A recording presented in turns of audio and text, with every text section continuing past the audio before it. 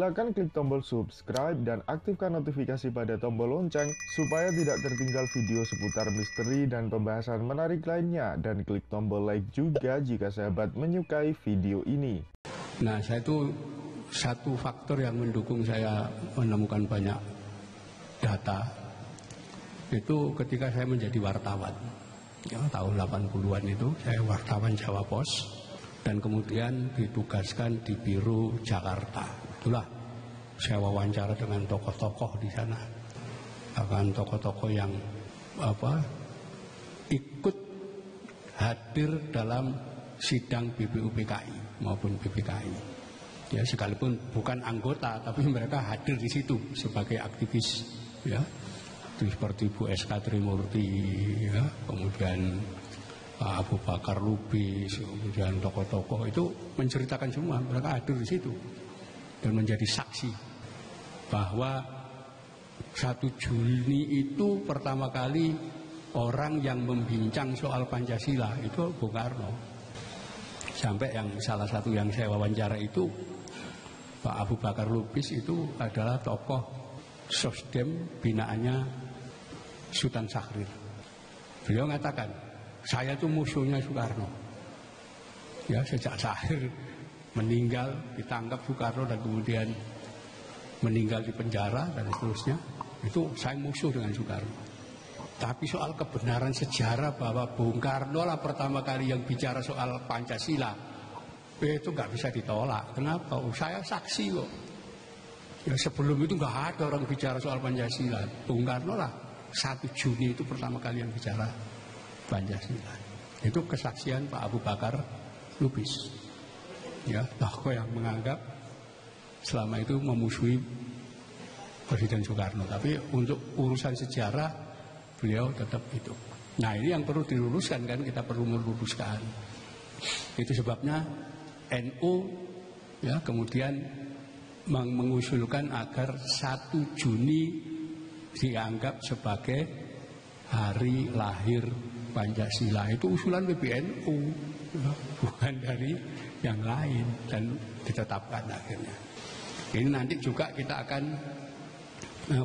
minta ya.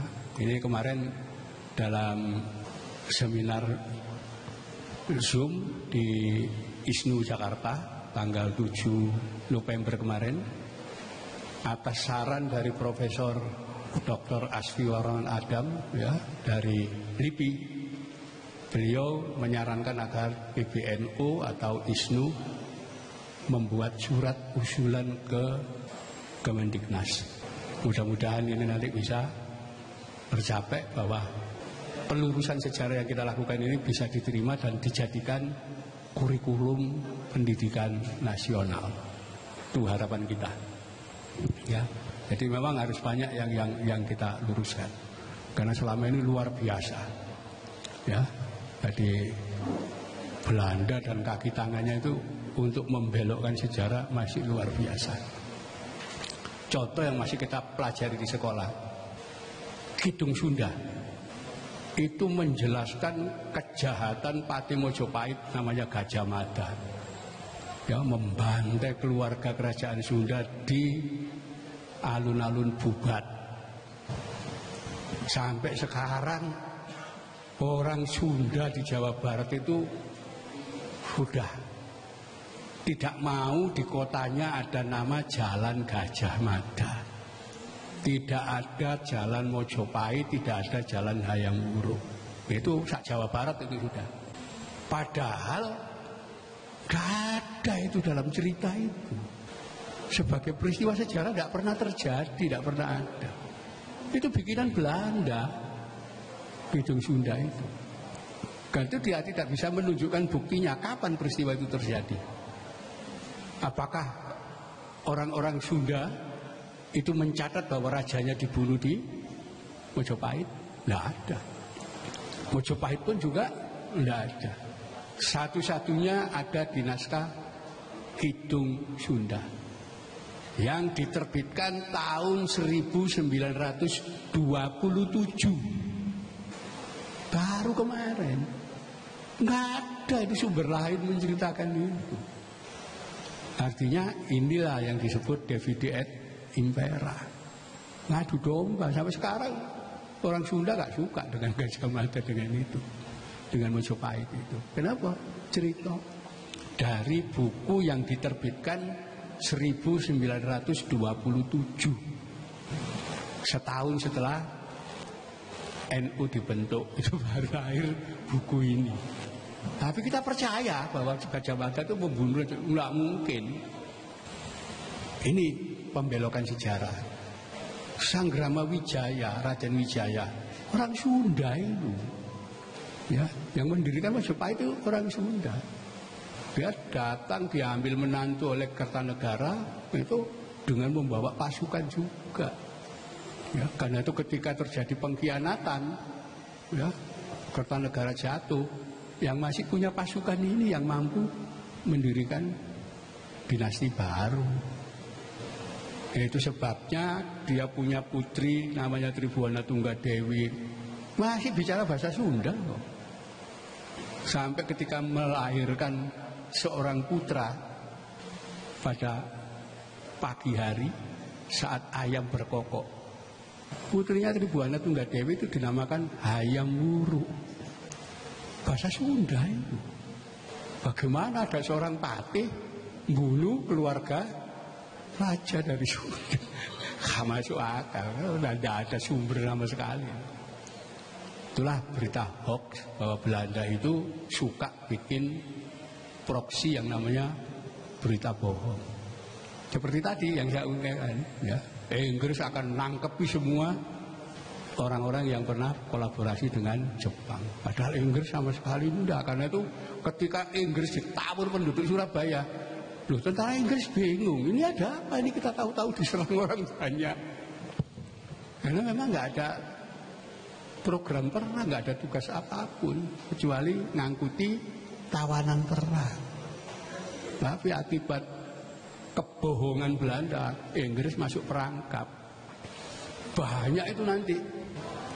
Seperti Mojopahit diserang Raden Patah dari Demak. Bohong itu nggak ada dalam catatan itu. Raden Patah nggak pernah nyerang Mojopahit. Itu nanti ada di dalam catatannya Tommy Pires itu, yang dia datang ke Jawa saat Sultan Trenggono jadi Sultan di Demak. Faktanya begitu. Jadi ini perlu kita luruskan semua.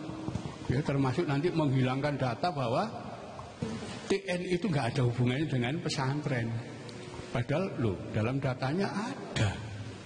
Ya, Panglima-panglima pertama, komandan-komandan pertama itu pro kiai kok. Kenapa hilang? Bahkan Kiai Haji Hasyim Asy'ari sudah ditetapkan oleh Presiden Soekarno sebagai pahlawan nasional. Nggak ada dalam pelajaran sejarah masuk. Jadi kita ambil contoh. Konferensi Meja Bundar, RI hasil proklamasi bubar kok. Negara itu. Bangsanya kan masih utuh.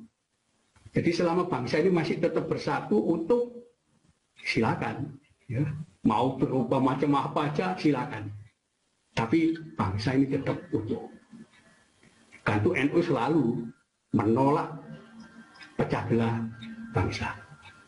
Kalau urusan negara ya jangan, ya. Kenapa? Nah, itu kan ya alat yang sewaktu-waktu bisa berubah. Tetapi yang namanya bangsa ini Indonesia. Ya, jadi ini yang di kalangan anak-anak santri milenial yang mulai kita kembangkan. Jadi tahun 90-an itu kita sudah mempelajari lah yang namanya geopolitik, geostrategi, world system, macam-macam itu kita pelajari. Sekarang yang kita pelajari adalah hidropolitik dan hidrostrategi. Politik tentang air. Kenapa? Loh, kita tuh negaranya tanah air. Tanah dan air, bukan geostrategi aja. Kalau negara kontinen silakan geostrategi, tapi kita punya masalah air. Itulah sebabnya kalau kita mempelajari politik yang sekarang sedang berkembang dari kacamata hidropolitik, Indonesia ini negara paling merdeka. Ya, negara sekitar kita itu sudah, ya, hampir semuanya kalah dengan Cina. Ya, saya kira itu. Ya, jadi kita memang wajib untuk meluruskan sejarah sejauh kita mampu. ya, untuk menunjukkan datanya. Saya kira itu. Silakan klik tombol subscribe dan aktifkan notifikasi pada tombol lonceng supaya tidak tertinggal video seputar misteri dan pembahasan menarik lainnya, dan klik tombol like juga jika sahabat menyukai video ini.